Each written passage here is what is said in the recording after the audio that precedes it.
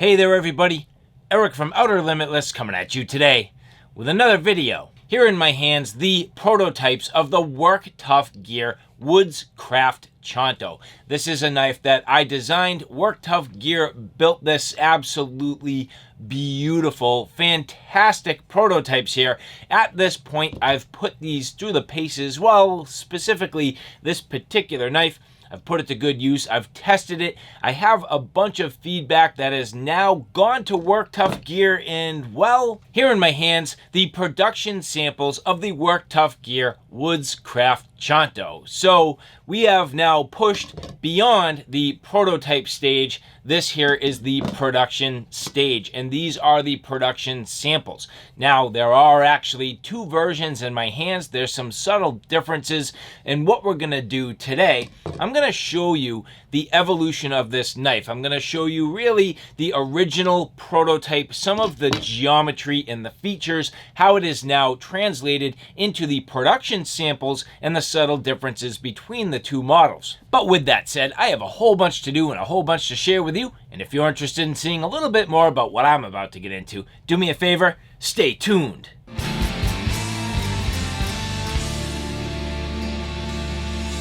Now, before we get too far, I would like to say thank you very much to Work Tuff Gear for their hard work, dedication, and their attention to this knife build. Absolutely fantastic work, hard to beat Work Tuff Gear. In terms of the toughness, in terms of the fit and finish, the overall just quality craftsmanship, I am absolutely honored to be at this point where not only have I been able to produce a prototype of a knife, but now here in my hands, the production samples. Now the good news is there is a release date for these Woodscraft Chantos. At the time of this video, these are slated to come out in roughly the mid to end of January 2022. So after a long process and a year of working on this, these are finally ready to come out for their first production run. So again, as I mentioned, I am going to show you the subtle differences between the original prototype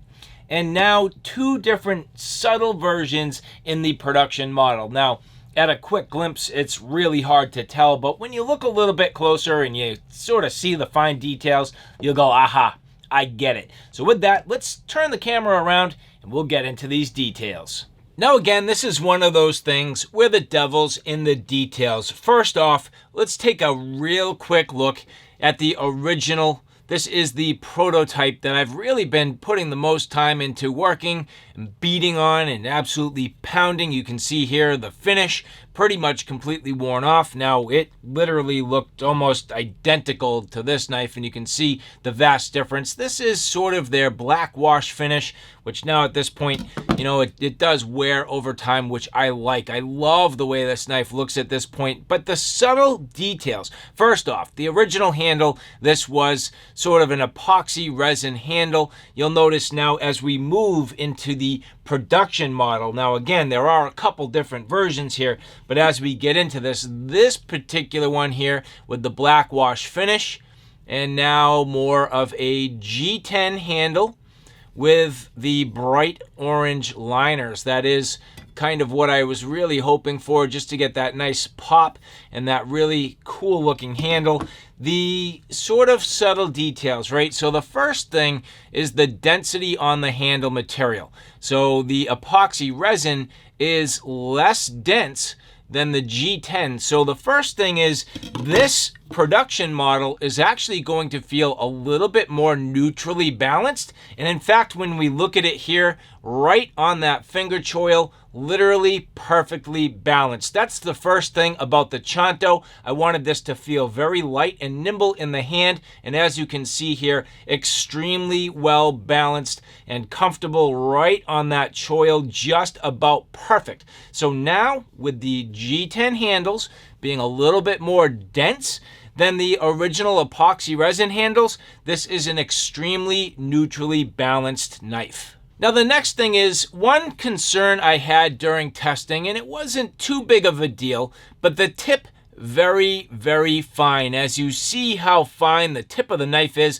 I mean, that was by design, But knowing the guys that really love the Work Tuff knife brand, well, there is now a sport called hard using a knife, and Work Tuff gear definitely falls into that sport. And I was concerned that, well, if the wrong people got their hands on this and didn't understand it and thought this was the same as all the other Work Tuff models, they may have some problems with the tip. And the last thing I wanted to find is that, well, this knife got a bad name because people were having problems with the tip of the knife. So Work Tuff gear going back to the drawing board a little bit to help out with that. As you look at the tip on the production model here, this is much thicker. So thickening up on the tip, as you can see here, getting a little bit more thickness up towards the tip of the blade. And instead of it being quite as refined, now we have a nice thick tip. So definitely at this point, making it a little more durable, but still having all the same great qualities I was hoping for in the original prototype.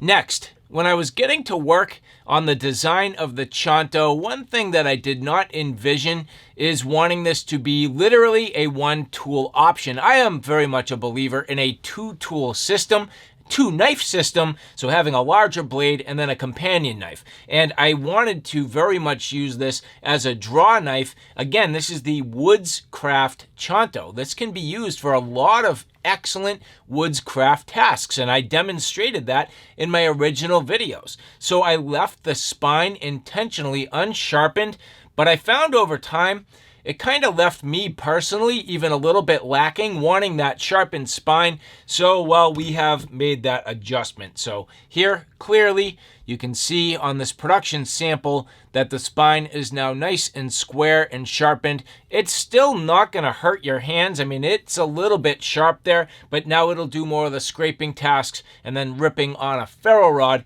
If you really wanted to, I would suggest just kissing this edge over right here with a little bit of sandpaper, so that if you wanted to do those sort of planing tasks, you kind of soften up the grip, but then the rest of it being nice and square. And you will also see, as you feel this, we left it nice and round through the ricasso area, which is where your thumb indexes. So it doesn't get sharpened until it really gets up around the fuller and then through the top of the spine. So nice attention to detail by Work Tuff gear. Now next, we really start to get into the subtle details. So what I'm going to show you is the thickness behind the edge. That is the first thing. So as we get on the original prototype, the thickness right behind the edge here, this is calling for ballpark roughly, just about 1 millimeter. It's subtle, but here it's saying 1.14 millimeters. Now keep in mind, I said there are two versions of the production sample. So this one here, if you look at what we did, the original prototype, if you look at the shape of the grind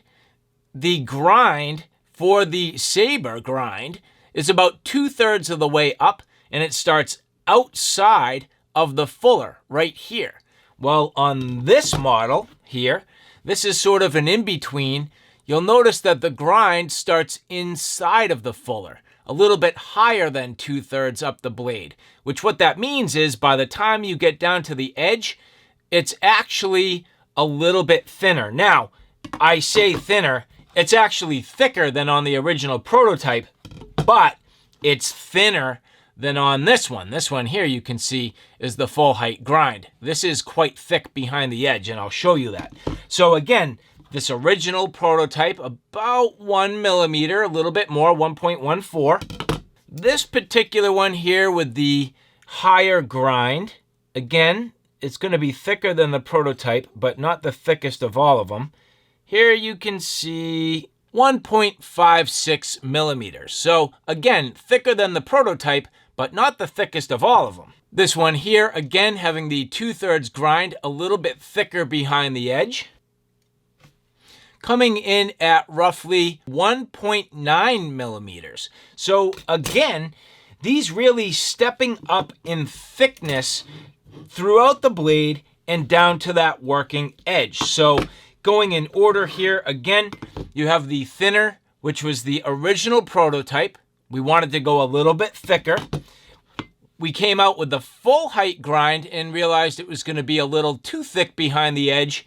And this one here being sort of that hybrid in between with sort of that middle ground edge thickness. Now, when we go into the first production run, the first production run will have both of these versions. So the ones with the acid stonewash finish here and sort of that black wash are going to have the highest grind, and they're going to have that sort of middle thickness, I'd say, on the relief edge there. So coming in roughly in that 1.5 millimeter range. And then the black traction coating. So here you can see Work Tuff Gear has been working on this black traction coating. I'm not a huge fan of traction coating.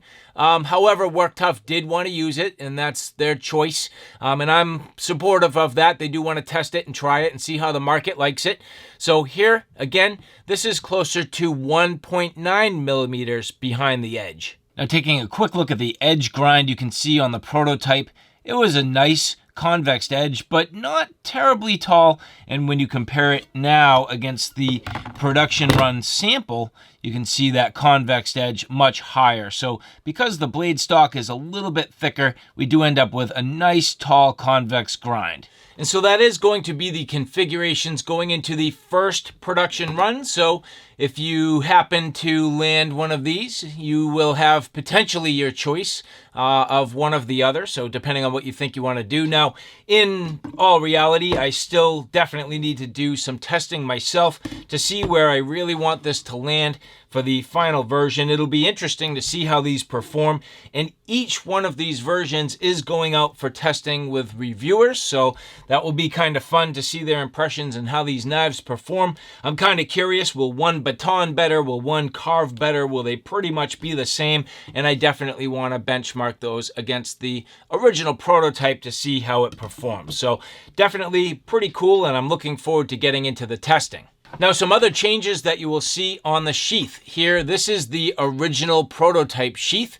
Very nice, nicely done, perfect fit, absolutely wonderful retention. This has worked out extremely well, and I do like the sheath. So Work Tuff Gear doing a nice job.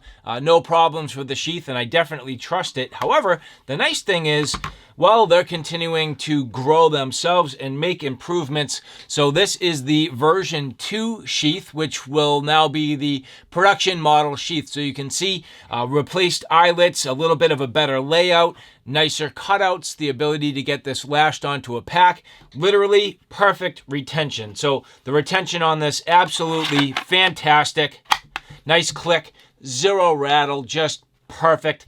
What I love is it's nice when a knife design works out, but when it mates up so nicely with the sheath, that's just a bonus. So this Chanto working out extremely well, literally perfectly with its sheath. And at this point, this package is looking really, really good and ready to go. So I'm pretty excited about this. And so last but not least, getting these on the scale, you can see the original prototype weighing in at 1 pound, 1.2 ounces. The version with the high grind weighing in at 1 pound, 3.3 ounces. And the version with the standard grind in the black traction coating, 1 pound, 4.1 ounces.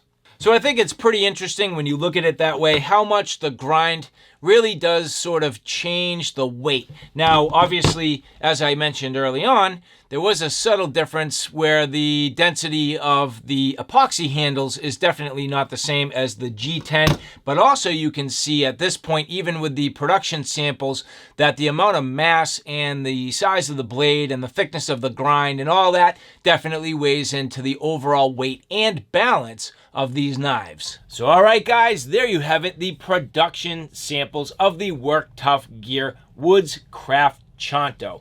Absolutely fantastic. I am thrilled to be at this point. Work Tuff Gear absolutely nailing this. So moving forward, again, what to expect.